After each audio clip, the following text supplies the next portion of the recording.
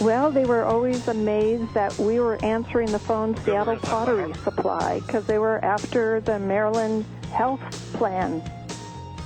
That was this woman. I forget her name now. She was so sweet. She owns a pottery shop up in Seattle, and she was the one who got the phone calls whenever anyone couldn't sign up on the Maryland Health Exchange. Joining us right now, our friend Steve Moore.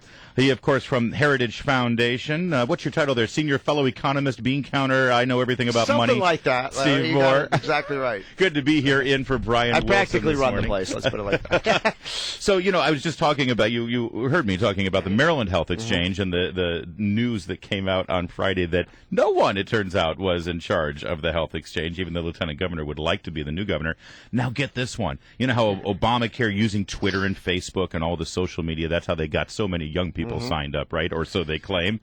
And Get Covered was the whole thing. Well, here's the latest now. Over the weekend, they started tweeting out this graphic meme that they do. They do all these little graphics. Remember Pajama Boy with the hot chocolate and things like that.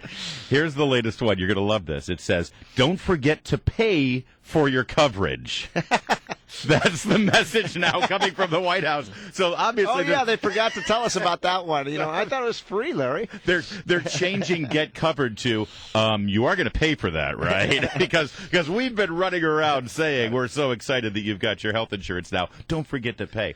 This is a big problem, right? If people stuff because the insurance companies are telling us that somewhere around 20% of the people who've signed up, those 6 or 7 million people that President Obama is boasting about, 20% or so haven't paid their insurance premiums. Larry, if you haven't paid your insurance premiums, you're not signed up for insurance. You're not going to get coverage. And that's over 1 million of these people that they're boasting about haven't paid a dime. And if they don't pay, are we going to know? Are those numbers going to be adjusted? Are we ever going to learn? See, this is why I'm so suspicious of all these numbers that the Obama administration has put out. This was good. This was supposed good news week for the Obamacare. Because 7 million people have signed up and so on. We've never been able to look at the insurance companies.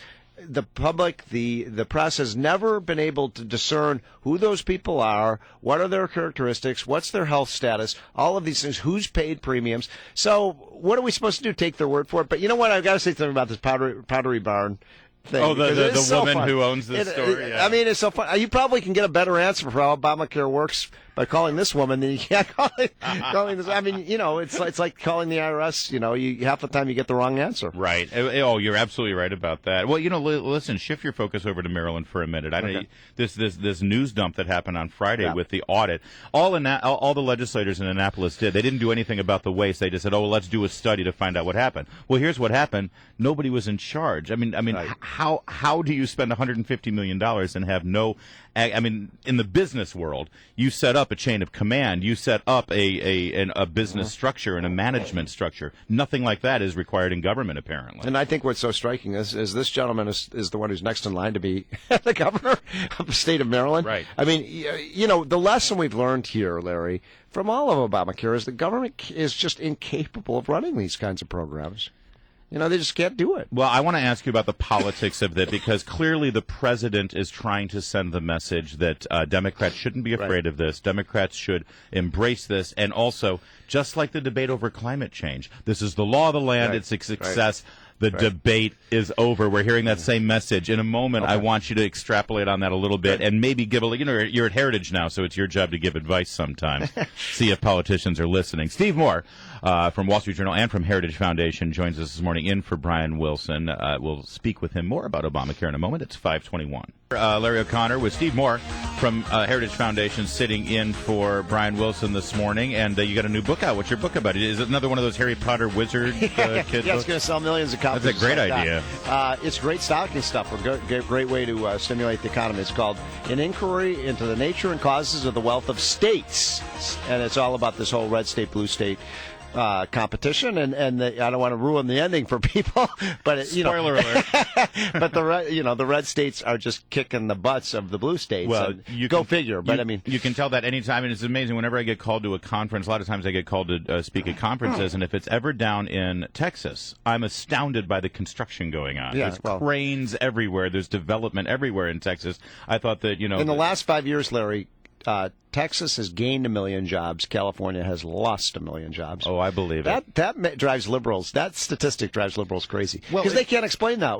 If they're creating this workers' paradise, why are all these workers leaving? Well, and a big part of that workers' paradise is state-controlled health care. I mean, look at it. Texas is one of those states that did not buy into the I was thinking about this. expansion of You know, Medicaid. I was thinking about exactly that point when we're talking about the debacle that is Maryland. I'm thinking, gee, these states, these Republican states that didn't join Obamacare, they're probably, wiped from the route. So, whew, thank God we avoided this because it's not working in virtually any state. And that is the case in most states except for one. That would be the Commonwealth of Virginia, where they did avoid it, except now the governor, Terry McAuliffe, he's dead set against avoiding it any longer. He wants to expand Medicaid. And he's trying to use executive action to. That's the new thing of Democrats, right? Executive action. Right, he's going to use his pen there. Right. He's got a little Virginia pen that is not quite as powerful. He's got a phone and a pen. So that's my question. What should Republicans continue to hammer home on Obamacare? And what is the strategy, though? Is repeal still the message that they need to have, or does it have to be a little bit more nuanced because there are certain aspects that people are liking about this thing? This is still a law, Larry, even with all the kind of positive spin the Obama administration has put out over the last 2 weeks. This is still a law that is intensely unpopular, that 2/3 of Americans want to see either repealed or dramatically rolled in. And so I think look, if Democrats want to run on Obamacare and I'm a Republican, I say bring it on. Let's do it. Yeah, I tend to agree with you as well. But I do think But they also should be a solutions-oriented party. Exactly. They ought to be talking about how we create a free market system in healthcare, because President Obama was right about something. Healthcare does cost too much in America today.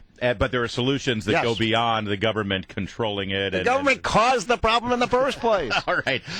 More with Steve Moore all morning. But then at 8:05, Michael Steele, former Lieutenant Governor of Maryland, former Chairman of the Republican National Committee, and we're going to talk to him about what we're going to talk about right now, the Keystone Pipeline. Steve Moore from Heritage Foundation in for a vacationing Brian Wilson. And let's talk about Keystone Pipeline, Steve Moore, because yet again, the president delayed the decision on this. This has been 6-7 years, I think. Right. Listen to this. Charles Krauthammer on Friday commenting on this. Understand, if you don't, just to reset it real fast, this is a pipeline to deliver oil from Canada, our good friend and neighbor Canada. They're pumping great oil up there. It's good stuff, not that Saudi Arabian stuff that has all the strings attached. And they need to sell it on the open market. So they've got two choices. They can send a pipeline to Vancouver and sell it to the Chinese, or they can send that pipeline right down to the Gulf of Mexico and let the U.S. handle that. They'd love to give it to us. For 6 years now, we've delayed it. Here's Krauthammer. Every economic argument is against this. And all that's left, I think, as Jason said, is pure ideology. I would just add one fact that the ambassador was too discreet to mention. It is a spit in the eye of Canada. Our closest ally helps us in all kinds of tight spots around the world, trying to help us with Ukraine. And this is absolute disrespect of the highest order for our closest friend. Does he have a point? So this is pretty much a no-brainer. This is an 80-20 issue. That is, 80% of Americans are for this, and only about 20% are against it. In fact, there's a great poll, Larry, I don't know if you saw it, came out a couple of weeks ago. I think it was Pew Research, and they found that even a plurality of Democrats support this pipeline, except for two demographic groups. Democrats who make over $100,000 a year and Democrats who have PhDs. Right. So, I mean, isn't that just perfect? And I bet if this is elite Democrats trying to destroy jobs. And by the way, the jobs that would be created by Keystone, I mean, I've been doing a lot of research on this. These are not, low income jobs. These are $60,000, $75,000, $100,000 a year jobs. A lot of them are union jobs. And we're talking about 10,000 people would be denied jobs. The original justification for not providing the license to do this was because of, where it was going to go through in Nebraska. But they've solved all those problems. And I agree with what you said off the air when we were talking. This is all about Democrats sucking up to their big billionaire environmentalists, who provide the funding for that party. Yeah, and that's the key here, Steve Moore, because they've delayed this decision till after the election. And which that means shocks me. You can just keep giving me money, keep giving me money. You know what, Larry? I have to say, I had been predicting that we were going to get an October surprise from Obama right before the election, approving the Keystone Pipeline as a way of showing, look, the Democrats can govern and we care about jobs and so on. I'm actually shocked by this, that they're going to go into the election without approving one of the most important pieces of infrastructure we need in this country. Listen, the way they ignore deadlines, like on the Obamacare sign-up, they for all we know, he might do that as an October surprise. But let's circle back to the jobs thing for a minute. I know that the AFL-CIO has endorsed this, I believe, and the Teamsters have endorsed this. This is big labor. They want the Keystone Pipeline. I was on Gretchen Carlson's show on Friday debating Alan Colmes. The news had just broken, and they threw it at us. Well, thanks. You were fabulous. And I made the point that this is a jobs thing. The president last year, he said this about these jobs. You just said it was, what, 10,000 jobs maybe? Somewhere around that. Maybe more pretty good paying jobs. President says you're lying, Steve Moore. Yeah, they keep on talking about this, an oil pipeline coming down from Canada that's estimated to create about 50 permanent jobs. That's not a jobs plan. Wait a minute. So Alan Colmes said this too. That is infuriating. He says all those jobs you're talking about, those are temporary, Steve Moore. They're just temporary. They're going to lay the pipe and get out of there. This is the same president who's been running around the country saying we need infrastructure, right? We need all these infrastructure projects to create jobs, and now he's saying, oh, those are just temporary jobs. Look, it's very simple. This is a great issue for the Republicans to go for the blue-collar Reagan Democrats and say, the Democratic Party today is too beholden to the radical environmentalists who don't want industry, who don't want oil, they don't want gas, they don't want America to be energy secure. I mean, this is an issue Republicans should be bringing up every single day and shoving it right into the face and going straight to those blue-collar workers and saying, these are the kinds of jobs that we need in America that President Obama is blocking. You're so right. And the last major national figure who was able to make that case and get you mentioned Reagan, the Reagan Democrats.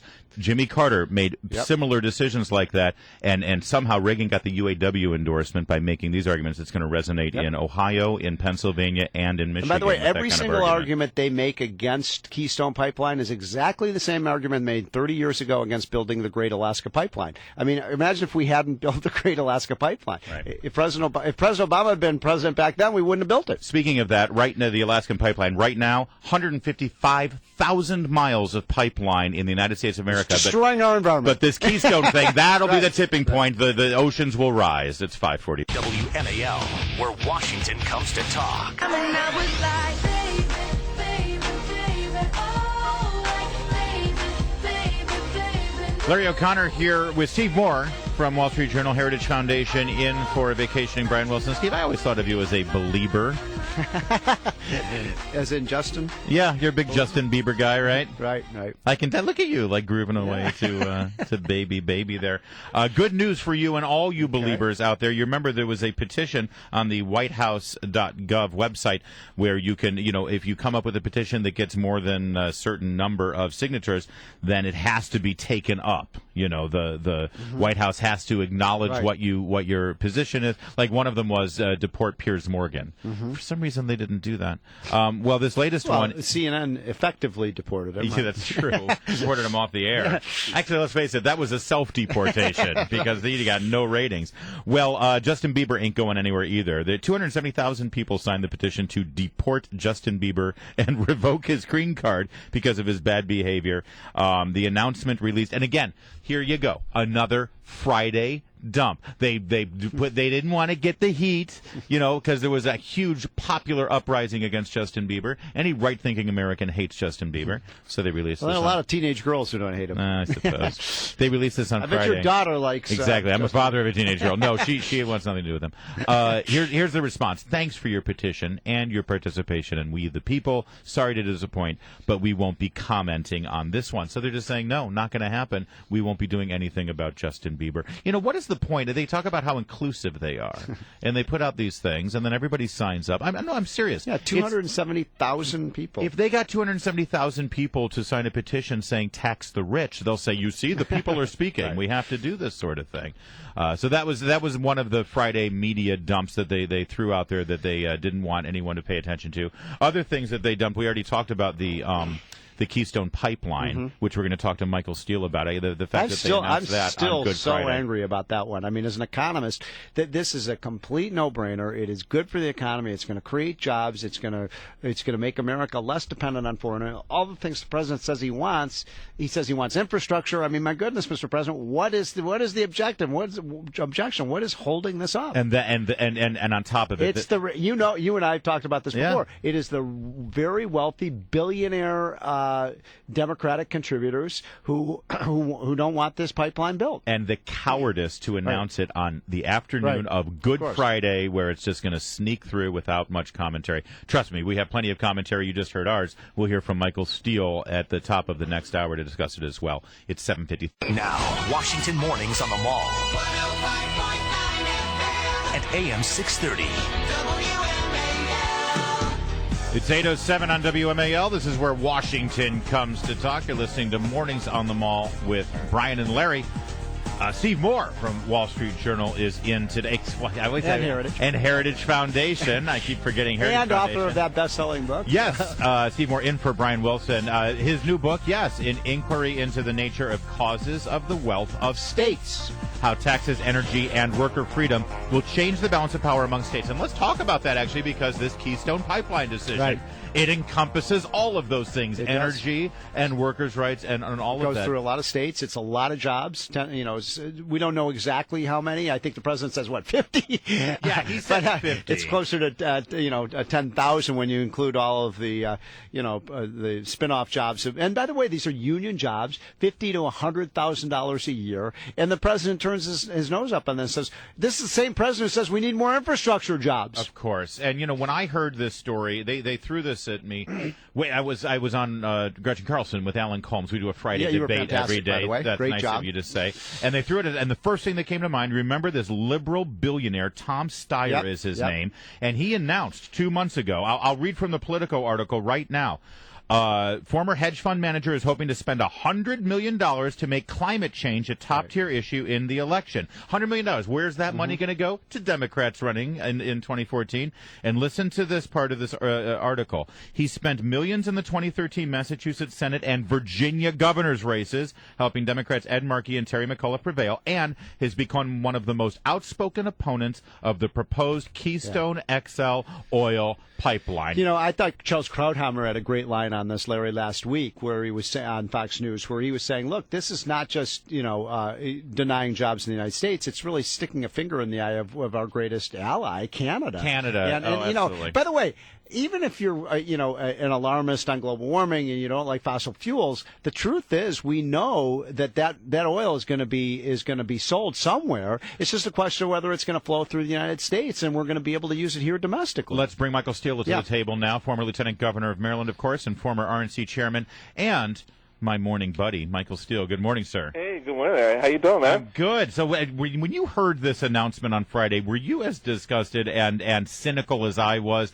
Not only are they delaying it yet again, this decision on Keystone, but they have delayed it till after the midterm elections. Yeah, the politics of this is gone from the sublime to the incredibly ridiculous. I mean, I think the president has begun to look a little bit like a fool on this issue, to be honest about it, because you've got Democrats, you've got Republicans. I mean, it's one of the few issues in Washington where a general consensus has formed that, yes, we should move forward on this, that it is good for jobs, it's good for economic development, it's good, as Steve just pointed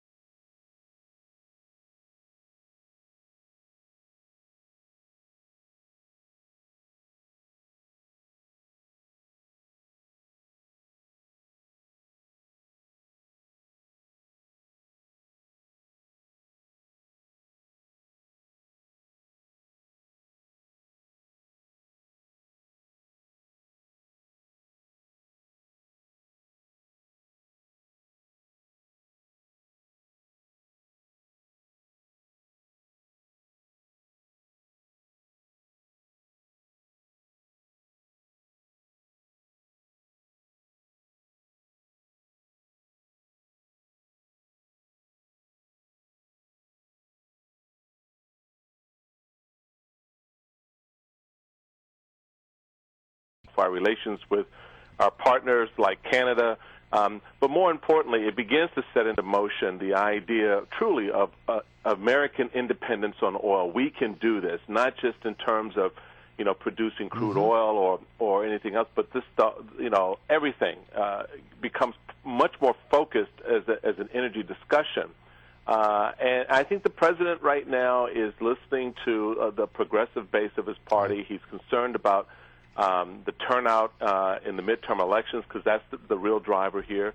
If this issue is solved in favor of the pipeline, then that base is a little bit more demoralized. It has one more reason not to get out and support. So, Michael, candidates. you've been the head of the RNC and did a fabulous job when you were there. So I want to ask you a political question. We were talking earlier this morning about this issue, and I made the point that this is a fabulous issue for Republicans to really win back the kind of Reagan Democrats, those blue-collar workers who voted for Obama in the last election. But now who they're would work on this line. Now they're seeing their jobs being destroyed by these radical environmentalists who want to deindustrialize America. Don't you think this is the kind of issue Republicans should really take to the mat and go to those blue-collar unions and say, you know what, we're the ones who care about your jobs, not Barack Obama and these environmentalists? And Barbara Boxer. Absolutely.